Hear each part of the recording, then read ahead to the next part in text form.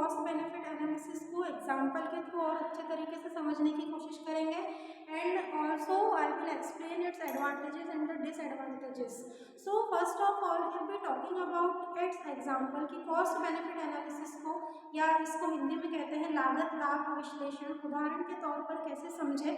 हमने कहा था प्रीवियस वीडियो में, हमने समझा था कि जो कॉस्ट बेनिफिट एनालिसिस होता है उसमें जनरली हमारे जो एक्सपेक्टेड पोटेंशियल रिवार्ड्स होते हैं उनको एड अप करके जितनी भी कॉस्ट उन डिसीजंस को लेने में खर्च हुई है या लगी है, एक्सपेंसेस हुए हैं, उनको क्या कर दिया जाता है, माइनस कर दिया जाता है।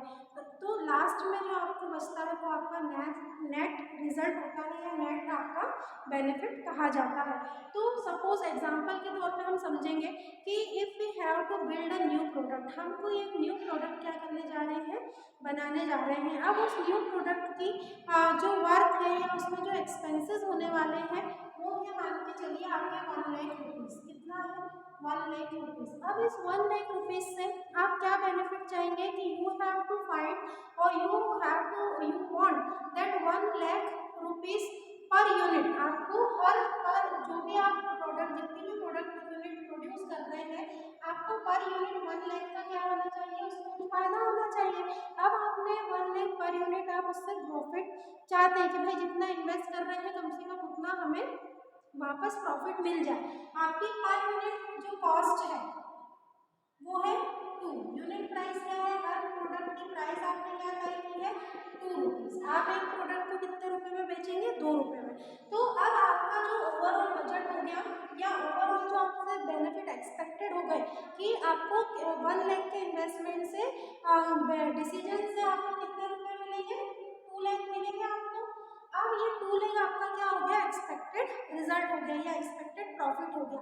अब इस एक्सपेक्टेड प्रॉफिट में से 1 लाख जो कि हमारी कॉस्ट इन्वॉल्व थी, ठीक है, इस 2 लाख में से हमने 1 लाख को क्या कर दिया, माइनस कर दिया। यही हमारी कॉस्ट बेनिफिट एनालिसिस की डेफिनेशन कहती है कि we have to subtract all the cost associated taking decision. जो कॉस्ट में हमारा पैसा लगा था 1 लाख रुपीज़, उसको हम हमारे नेट उसमें से प्रॉफिट में से क्या कर देंगे, माइनस कर देंगे। तो कितना आया स्टूडेंट, हमारा जो नेट बेनिफिट आया वो भी क्या आया, 1 लाख रुपीज़ आया। तो ये आपका क्या हो गया, नेट बेनिफिट। मतलब क्या कहने का कि the cost which is involve into the any decision, जो कॉस्ट आपको किसी भी निर्णय लेने के लिए इंक्लूड होती है, उसमें अंतर्निहित होती है, उस कॉस्ट को आप फाइनल आपका जो पहले का प्रॉफिट होता है उसमें से क्या कर देते हैं, माइनस कर देते हैं। और जो लास्ट में आपका बचता है वो क्या होता है, आपका नेट बेनिफिट, क्योंकि इसका नाम ही है cost benefit analysis. That means you will find the net benefit कि भाई इतना फायदा हमको हुआ है। Now we will understand about its benefits और the advantages. So the first benefit is higher revenue and sales increased from production and new product. जब हम कोई न्यू प्रोडक्ट मार्केट में लॉन्च करते हैं या हम जो भी प्रोडक्शन करते हैं तो उससे हमारे रेवेन्यू मतलब प्रॉफिट्स, हमारा लाभ बढ़ने की संभावना भी क्या हो जाती है, बढ़ जाती है, क्योंकि हम कॉस्ट बेनिफिट एनालिसिस को अपने साथ लेकर चलते हैं। Second is intangible benefit such as improved employee safety and moral. अब इंटेंजिबल बेनिफिट क्या, इंटेंजिबल मीन्स क्या, the things which we can't touch. Intangible वो चीजें होती हैं जिनको हम छू नहीं सकते। अब अगर आपने प्रोडक्ट बनाया वी कैन टच इट, तो वो क्या हो गया, टेंजिबल हो गया। अगर हम किसी सर्विस का यूज कर रहे हैं तो it is come into the category of tangible. But the intangible benefit, कुछ इंटेंजिबल बेनिफिट भी क्या होते हैं, जुड़े हुए होते हैं, जो प्रत्यक्ष रूप से हमें दिखाई तो नहीं देते पर हम उन बेनिफिट्स को महसूस कर सकते हैं। कैसे कि we improve the employee safety, हमने एम्प्लॉय जो those person who are working in our organisation, those known as are employee, तो उन एम्प्लॉयज की सेफ्टी को हमने क्या करा, इम्प्रूव किया। और उनका मोरल भी, जो उनका मोरल है, जो उनके नैतिक भावनाएं है, उनको भी हमने क्या करा, इम्प्रूव किया। बिकॉज व्हेनेवर वी फाइंड और whenever we achieve the target and gain the profit, so in a form of dividend we also contribute or distribute into among in our employee। हम हमारे एम्प्लॉय को उस dividend को, उस profit को dividend के form में भी क्या करते हैं, बांटते हैं। तो वो उनका एक्स्ट्रा इनकम हो जाती है एज ए रिवार्ड, ताकि वो नेक्स्ट टाइम और ज़्यादा एंथुसियाज्म के साथ क्या कर सके, काम कर सके। और satisfaction. Customer satisfaction is also come into the category of intangible benefit, क्योंकि अगर we if the manufacturer, if the producer is satisfying the need wants of customer, so next time customer will definitely visit him or her.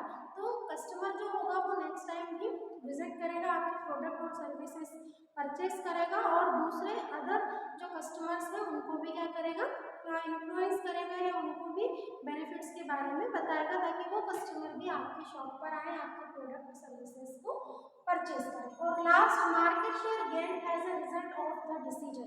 जो market shares होते हैं, if we invest some amount, अगर हमने market share में कुछ amount हमारी income का invest किया है, that means it is totally based on the forecasting. अनुमान के तौर पर क्या करते हैं, जो एक्सपर्टीज होते हैं वो इन्वेस्ट करते हैं मार्केट शेयर्स में.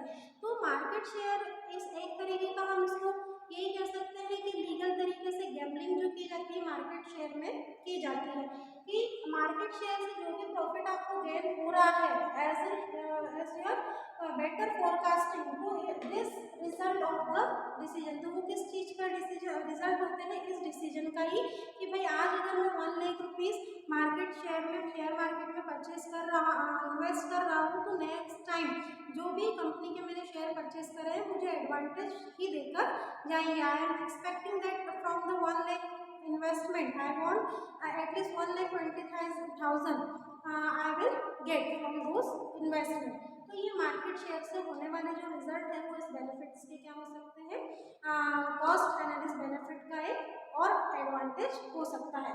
Now we will discuss about the disadvantages of the cost benefit analysis.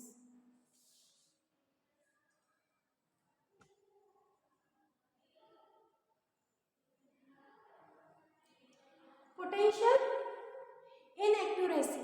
Potential inaccuracy जो भी क्वांटिफाइंग होती है या जो आइडेंटिफाइंग होती है in the cost and benefits, inaccuracy is also included into the cost benefit analysis. Because जब हमने एग्जांपल देखा था, तो सपोज जो भी कॉस्ट आपके उसमें आ रही है, जो भी खर्चे एक्सपेंसेस आपके आ रहे हैं, उन एक्सपेंसेस के साथ potential inaccuracy automatically cost and benefit में क्या होती है, अराइज होती है. Because if we quantifying something, if we identifying something, तो sometime it is not accurate. तो कुछ पोटेंशियल इनएक्यूरेसी उस कॉस्ट बेनिफिट एनालिसिस के में एसोसिएट होती है, जिसका जो उसका पहला डिसएडवांटेज है, पहला नुकसान है. Second, increase subjectivity for intangible cost.